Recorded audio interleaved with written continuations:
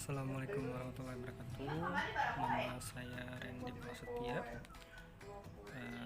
NPM 18424035 dan kelas di TIK W4118. Dalam kesempatan kali ini saya akan melakukan presentasi untuk memenuhi tugas mata kuliah e-commerce. Langsung saja untuk di materi yang pertama, saya akan mendefinisikan pengertian e-commerce menurut para ahli. Secara singkat, e-commerce melibatkan penggunaan teknologi informasi untuk meningkatkan komunikasi dan transaksi dengan seluruh pengakui kepentingan organisasi. Stakeholder tersebut meliputi pelanggan, pemasok, pemerintah, regulator, lembaga keuangan, manajer, karyawan, dan masyarakat pada umumnya. Menurut Kalakota dan Washington 1997, e-commerce bisa dilihat dari beberapa perspektif saling berikut. Perspektif komunikasi. Perspektif komunikasi itu meliputi penyebaran, pengiriman informasi, produk, layanan, atau pembayaran secara elektronik. Dan persepsi proses bisnis, yaitu aplikasi teknologi menuju transaksi bisnis secara otomatis, transaksi dan aliran kerja perusahaan. Perspektif layanan, yaitu mampu melakukan penanganan biaya dan dalam waktu yang sama memutuskan kecepatan layanan dan kualitas.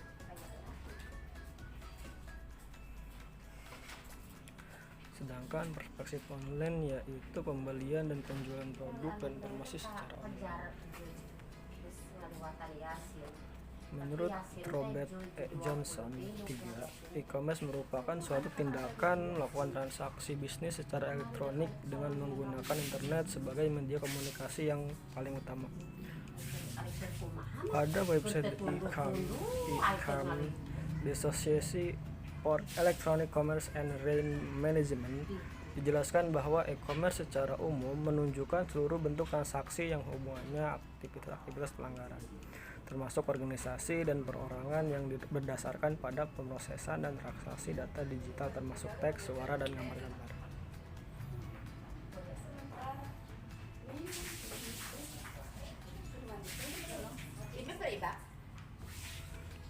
Jenis e-commerce terbagi menjadi beberapa jenis, diantaranya business to customer, business to business, customer to customer, business to employer, e-government, mobile commerce.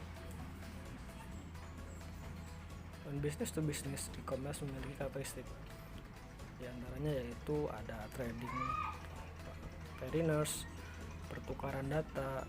Salah satu pelaku dapat melakukan inisiatif untuk mengirim data, dan model yang umum digunakan adalah peer-to-peer, di mana proses intelijen dapat diputuskan kedua pelaku bisnis. Business to consumer e-commerce memiliki karakteristik sebagai berikut. Servis yang diberikan bersifat umum, servis diberikan berdasarkan permohonan, dan pendekatan klien servis sering digunakan di mana diambil asumsi klien.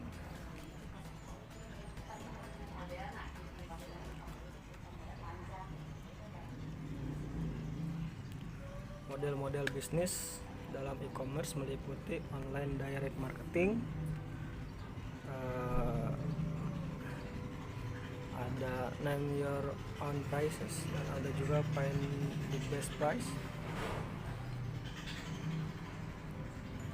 dan juga visual marketing, online acquisition, product customization, deep discounters, membership,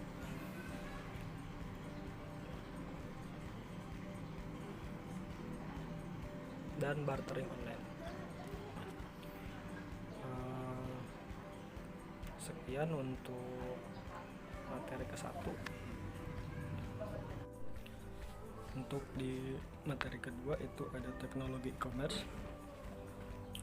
teknologi internet, komputer dapat berkomunikasi satu sama lain menggunakan bahasa komunikasi yang dikenal dengan protokol komunikasi atau biasa disebut internet protokol. Adalah protokol komunikasi jaringan yang digunakan di internet. IP memiliki dua bagian, yaitu TCP penanganan transportasi data dan IP melakukan routing dan pengelamatan transportasi data. Dua metode utama untuk mentransportasi data dalam suatu jaringan adalah sirkuit switching dan paket switching. Sirkuit switching umumnya digunakan untuk suara dan paket switching untuk data. Bagian dari sistem telepon beroperasi menggunakan jaringan sirkuit switching. Juga routing adalah proses penentuan jalur pesan yang akan diambil dari komputer pengirim ke komputer penerima. Addressability, pesan dapat dikirim dari suatu komputer ke komputer lain hanya ketika setiap server di internet memiliki alamat yang unik. Infrastruktur e-commerce dibangun di atas sejumlah teknologi yang berbeda. Berbagai teknologi ini menciptakan sebuah layer infrastruktur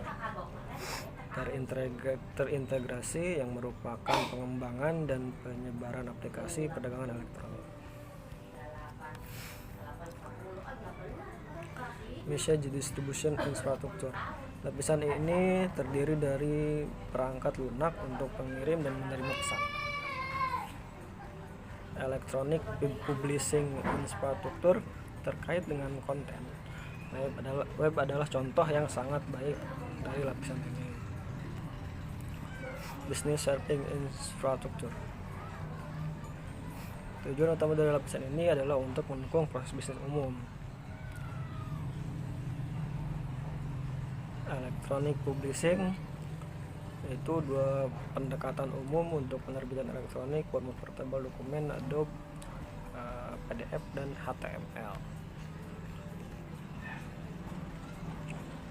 Atau PDF.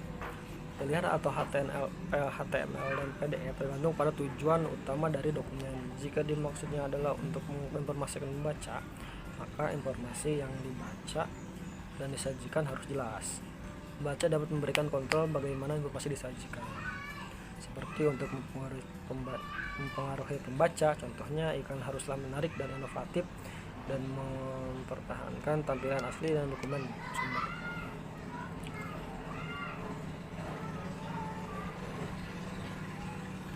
Topologi e-commerce. Ada 3 jenis jaringan komunikasi yang digunakan untuk perdagangan elektronik. Tergantung pada apakah tujuannya adalah untuk mendukung kerjasama dengan berbagai pemangku kepentingan, kerjasama antara karyawan atau kerjasama dengan mitra bisnis.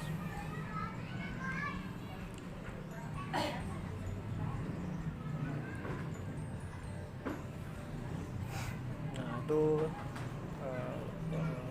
sedikit saja tentang teknologi e-commerce. Untuk di materi 2 saya coba di sini. Kita masuk ke materi ketiga. Di sini ada electronic data interchange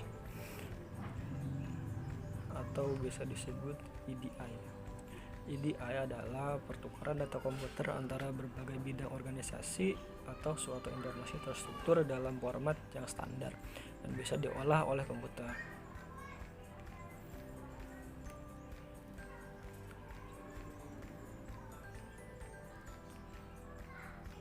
Untuk komponen utama dari EDI standar adalah sebagai berikut, yaitu yang pertama ada data elemen, merupakan potongan data seperti tanggal, harga, atau nama organisasi. Lalu ada data segmen, yaitu dalam suatu baris data disebut dengan segmen dan setiap item di dalam segmen mewakili suatu elemen. Transaction set, suatu transaksi set merupakan dokumen khusus seperti dokumen pesanan pembelian. Di dalam transaksi set ada 3 area utama, yaitu area header, detail, dan summary.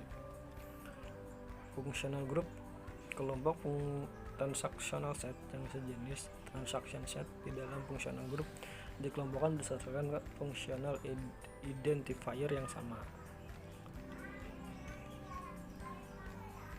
Ada 4 fungsi dasar dari EDI ini. Yang pertama ada mapping, proses identifikasi elemen dalam database. Terus ada extraction, yaitu proses pengumpulan data yang belum diidentifikasi. Terus ada translation, yaitu mengirimkan pesan keluar ketika data yang diperlukan masih dalam bentuk file-file. Lalu ada communication, yaitu pengiriman transmisi atas pesan EDI dikendalikan oleh software komunikasi. Berikut ada keuntungan dari IDE itu sendiri. Yang pertama adalah business survival. Jadi kebanyakan organisasi besar menekan supplier-suppliernya untuk menggunakan EDI. Gitu. Terus ada penghematan biaya. EDI menekan biaya-biaya dalam proses transaksi dan menaikkan efisiensi. Penghematan yang diperoleh dari EDI bisa bersumber dari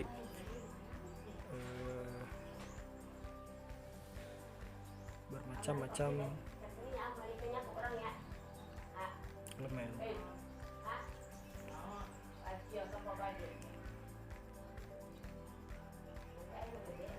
Untuk pengaruh penetapan EDA, yaitu diantaranya ada tekanan pesaing, ada kekuasaan yang dilaksanakan, ada kebutuhan intern, lalu ada dukungan manajemen puncak. Pada dasarnya, EDA terdiri dari 3 komponen utama, yaitu pesan standar, perangkat lunak EDA, dan komunikasi.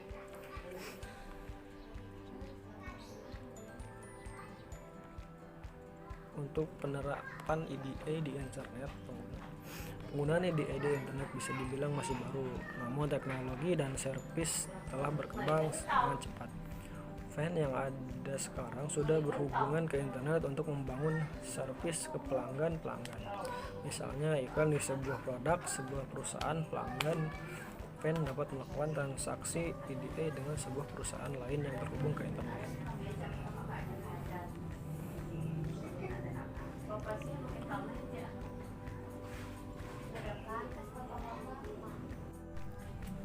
Untuk materi keempat ini ada security commerce, ya. Keamanan itu ya pasti yang paling penting ya dalam e-commerce. Keamanan adalah kekhawatiran bagi organisasi karena menghadapi masalah ganda atau melindungi data yang disimpan dan pesan yang dikirim.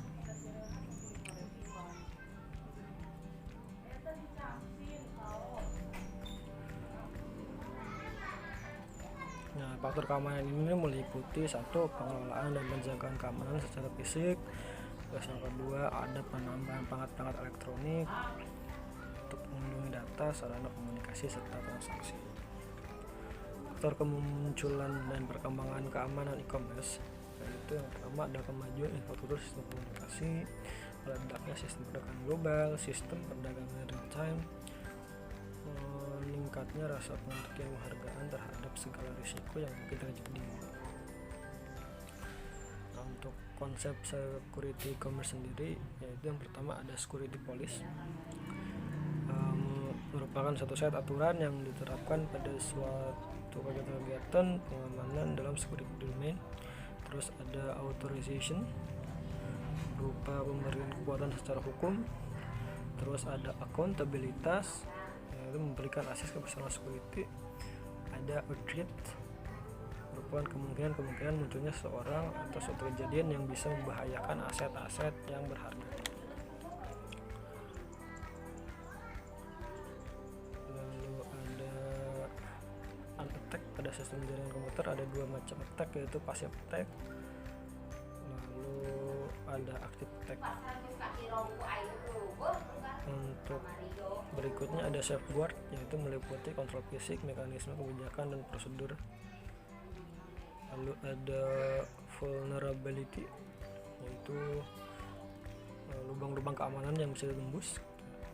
Terus ada resiko, merupakan perkiraan nilai kerugian yang ditimbulkan oleh kemungkinan adanya attack. Terus ada risk analysis, analisa kerugian, merupakan proses yang menghasilkan suatu keputusan apakah pengeluaran yang dilakukan terhadap safeguard benar-benar bisa terjadi.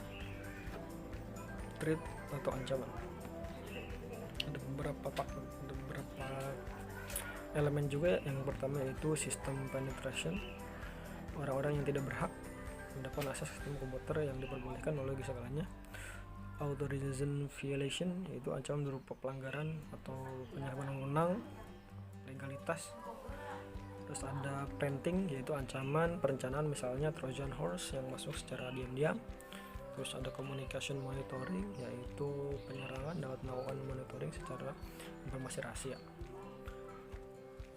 Communication tampering, yaitu penyerangan mengubah informasi transaksi di tengah. Terus ada denial of service, mengenakan service terhadap klien yang berhak. Terus ada repudiation, yaitu penolakan terhadap sebuah aktivitas transaksi atau sebuah komunikasi yang terjadi dikarenakan suatu yang bersifat sengaja. Safeguard yang dimiliki safeguard yaitu mencegah munculnya threat atau ancaman, meminimalisasikan kemungkinan terjadinya ancaman tersebut, mengurangi akibat yang timbul karena ancaman yang sudah terrealisasi.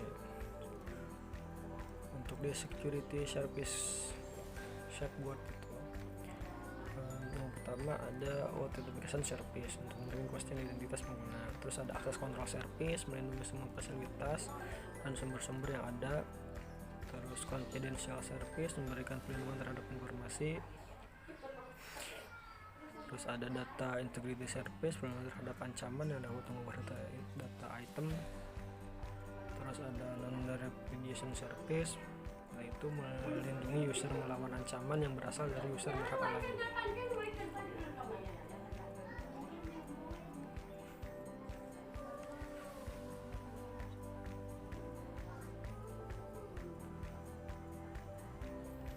Metode virtual private network.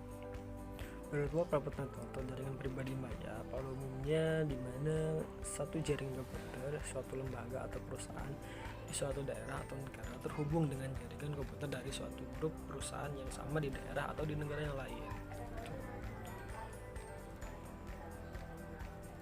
Secara garis besar ada dua cara membentuk VPN, yaitu tunneling sesuatu dengan arti tunnel atau lorong.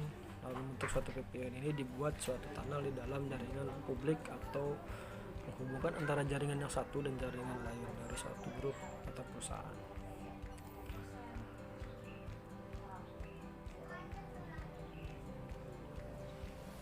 Lalu ada firewall. Sebagaimana layaknya suatu dinding, firewall akan bertindak sebagai pelindung atau pembatas terhadap orang-orang yang tidak berhak untuk mengakses jaringan kita.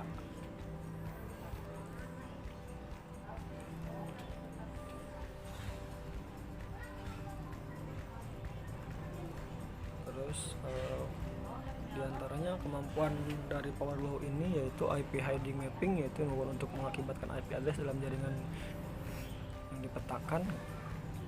Privilege elimination, yaitu dengan kemampuan ini dapat membatasi para user. Terus outside elimination, dengan kemampuan ini dapat membatasi para user dalam jaringan untuk hanya mengakses ke alamat-alamat tertentu. Ada inside elimination, ada password dan encrypted authentication,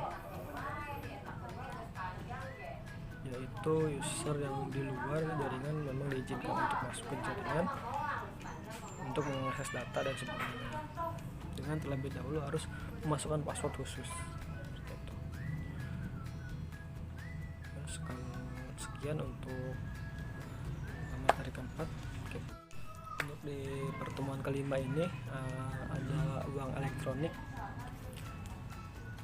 Ya, seperti yang kita tahu ya, untuk di zaman sekarang ini kemajuan teknologi sudah semakin pesat dan untuk bertransaksi itu tidak lagi harus menggunakan uang pada umumnya. Kita bisa menggunakan uang elektronik. Kriteria uang elektronik sebagai berikut: diterbitkan atas dasar nilai uang yang disetor, terus nilai uang disimpan secara elektronik, digunakan sebagai alat pembayaran kepada pedagang yang bukan merupakan penerbit uang elektronik tersebut, dan nilai uang elektronik yang disetor oleh pemegang dan dikelola oleh penerbit bukan merupakan simpanan sebagaimana yang dimaksud dalam undang-undang. Metode pembayaran elektronik. Metode pembayaran elektronik elektronik terdiri dari yang pertama ada electronic pound transfer, terus ada digital cash, ada e-cash, ada credit card. Electronic fund transfer data elektronik diperkenalkan pada akhir 60-an menggunakan struktur perbankan yang ada untuk mendukung berbagai macam pembayaran.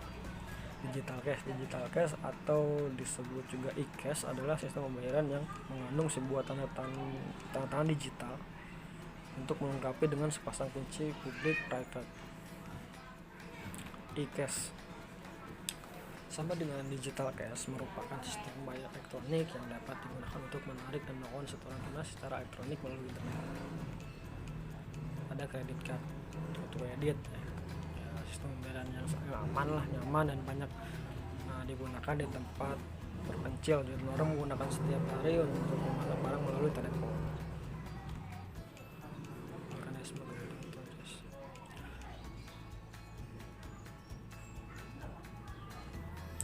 untuk protokol digital cash secara umum dibagi menjadi beberapa kategori, yaitu ada online, ada offline, ada observer. Protokol digital cash bisa juga dibagi berdasarkan bentuknya, yaitu ada electronic coin, ada electronic check,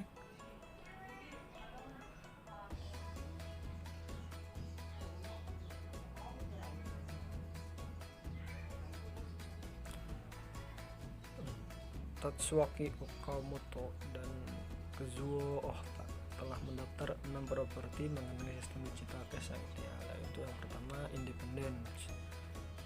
Keamanan digital cash tidak bergantung kepada lokasi fisik. Terus ada security digital cash, untuk keamanannya gitu, untuk privacy. Terus ada offline payment, ada transferability ya, jadi semuanya transparan gitu, dari tutupi.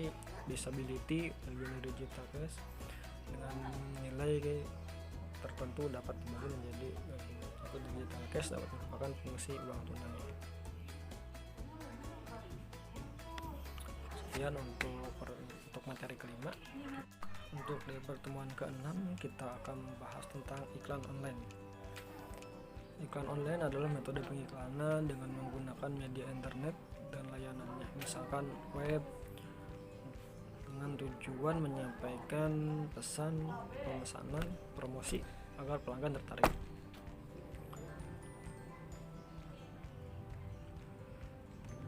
Baik iklan online maupun offline sebenarnya tujuannya sama aja ya.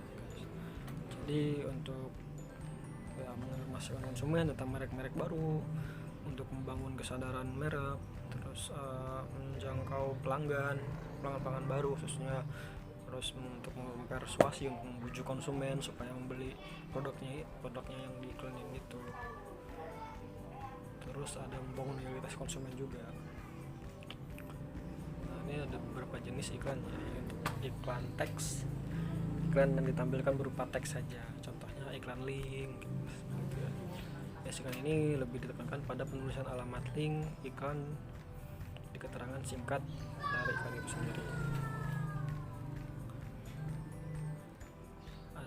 Terus ada iklan display, ini kan iklan yang ditampilkan komunikasi antara teks, gambar, animasi.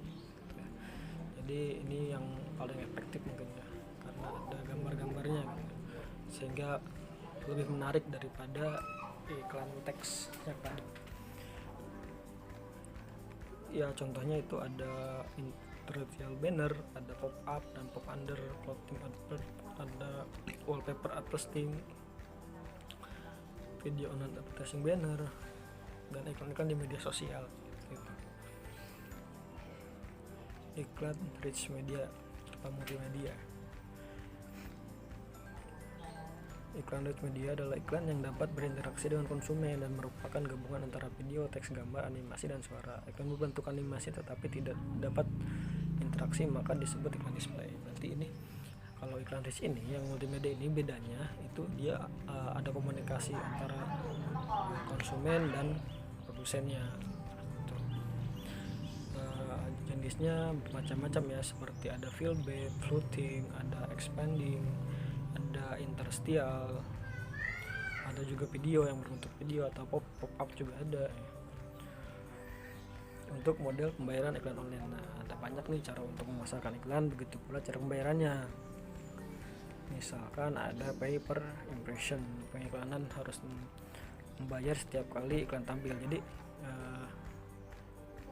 dibayarnya per iklan gitu, setiap iklan tampil itu akan dibayar per tampilnya gitu.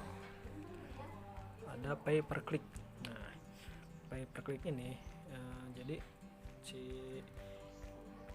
pengiklan ini akan membayar memasang iklan setiap kali pengunjung mengklik iklan tersebut.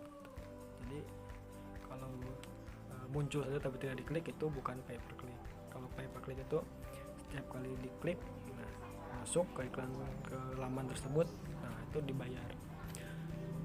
Pay per action, pengiklanan hanya dibayar untuk iklan mereka bila pengunjung telah melakukan tindakan yang diinginkan. Ibaratnya pembelian atau pengiriman formulir, konsumen mengisi formulir, atau saat konsumen mengisi formulir, nah maka di situ akan ada pembayaran gitu. Pay per sale, tipe yang diberikan komisi sesuai dengan jumlah produk atau layanan yang berhasil terjual melalui link yang ditampilkan afiliator, misalnya pada amazon.com. Pay per lead, nah tipe pembayaran ini memberikan komisi berdasarkan jumlah orang yang telah mengisi form. Nah, jadi ibaratnya nih udah ada 10 orang atau 20 orang yang mengisi form, nah setiap per 10 orang itu dia dapat bayaran gitu. Ada pay per download. Nah untuk pay per download ini berarti setiap akan dibayar bila ada suatu atau seorang konsumen yang mendownload iklan tersebut. Pay per play. Nah, tipe pembayaran ini ya memberikan komisi sesuai dengan jumlah orang yang memutar audio atau video, beratnya kayak yang di YouTube. Ibaratnya untuk di YouTube setiap kali iklan yang diputar, nah itu akan dibayar di situ. Untuk pay per read, ini jika komisi diberikan bila pengguna mengklik atau membaca buku yang ditawarkan. Pay per interaction, nah dalam model ini pengguna membayar untuk iklan rollover atau berdasarkan interaksi dengan iklan tersebut. Flat rate atau sponsorship, nah memiliki website yang memiliki lalu lintas rendah kadang-kadang memilih untuk menjual ruang banner dengan biaya tetap per bulan atau flat rate ya. Jadi tetap per bulan itu jadi tidak bergantung pada berapa kali dia mengklik atau berapa kali dia memutar video, tidak mematok pada jumlah formulir yang diisi gitu. Jadi flat per bulan gitu. Untuk materi ke-6 sampai di sini. Untuk pertemuan ke-7 itu ada strategi e-commerce. Strategi ini sangat penting sekali dalam e-commerce karena untuk menarik atau mempertahankan pengunjung.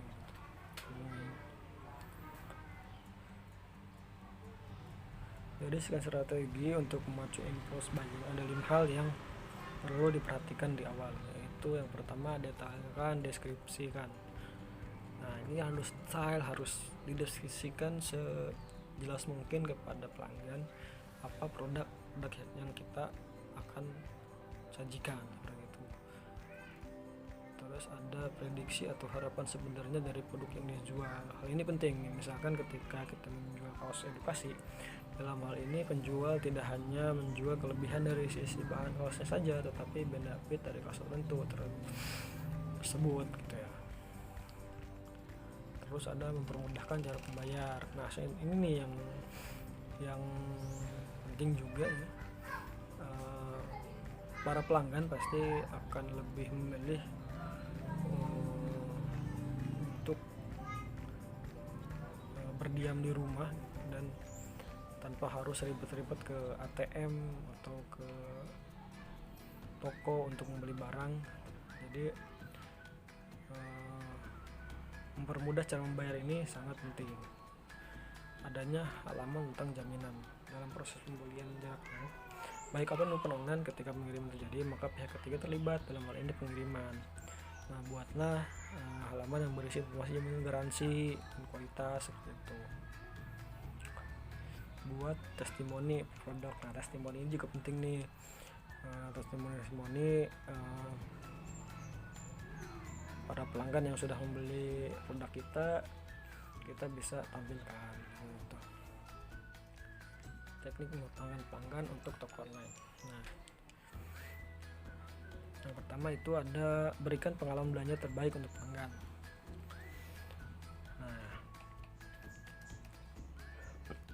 ada beberapa nih yang kita perhatikan dalam hal itu. Yang pertama itu ada desain web sederhana, terus sediakan produk unggulan, terus menggunakan gambar, memberikan pelayanan yang maksimal. Tampilkan produk terkait. Nah, ini juga nih, kita harus menampilkan produk yang mau kita jual, tapi yang sesuai gitu. Jangan sampai apa yang dijual dan diterima, apa yang tertera ditampilkan dan diterima oleh pelanggan itu beda. Berikan hadiah. Nah, ini nih hadiah nih, kayak poin gitu ya, pada pelanggan kita. Kalau dia membeli lebih dari 50.000 dia dapat 50 poin. Nanti poin itu bisa dijadikan potongan harga di pembelian berikutnya. Memanfaatkan penerimaan pelanggan. Nah, ini juga perlu nih untuk membangun daftar email pelanggan sebanyak-banyaknya yang menjadi pelanggan kita.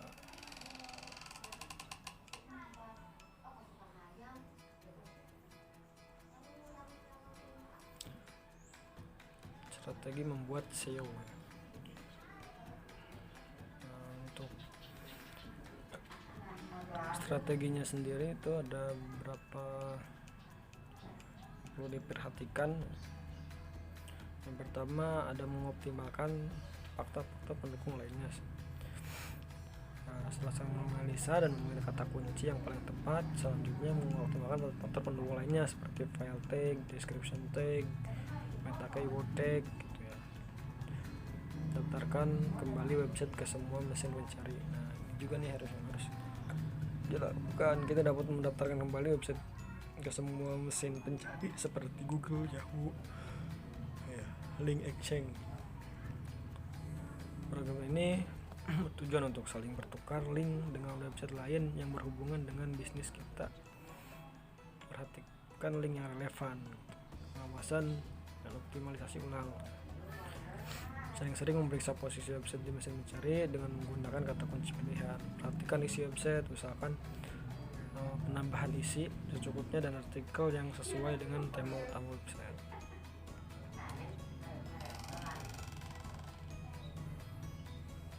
Terkait dengan riset market, peran Google diantaranya adalah memberikan informasi yang cukup mengenai beberapa hal berikut. Yang pertama ada mengetahui selera konsumen. Nah, mengetahui selera konsumen merupakan salah satu tujuan melakukan riset market. Nah, terus ada mengamati pesaing juga nih. Kita harus tahu nih pesaing kita akan melakukan apa nih. Untuk itu kita harus lebih bagus dari pesaing kita, mencari ide-ide baru. Mencari ide baru juga penting untuk supaya pelanggan kita nggak bosan nih, kayaknya ini aja nih gitu. Makanya kita harus mencari ide-ide baru. Nah, fasilitas Google untuk mendukung proses riset market. Banyak nih Google yang fasilitasnya untuk membantu kita ya. Yang pertama ada Google Keyword Finder Tool. Fasilitas ini digunakan untuk mengetahui informasi seputar keyword. Ada Google Trend juga nih, apa yang lagi ngetrend di Google biasanya ada di situ. Terus ada Google Dokumen juga. Nah, terus ada Google Consumer Survey juga. Di fasilitas satu ini hampir mirip dengan Google Dokumen, yaitu untuk melakukan survei secara online. Sampai di sini di materi ke-7 saya akhiri beriringan dengan diakhirinya presentasi ini. Saya harap apa yang saya sampaikan tadi bermanfaat. Atau kurang dan lebihnya saya mohon maaf.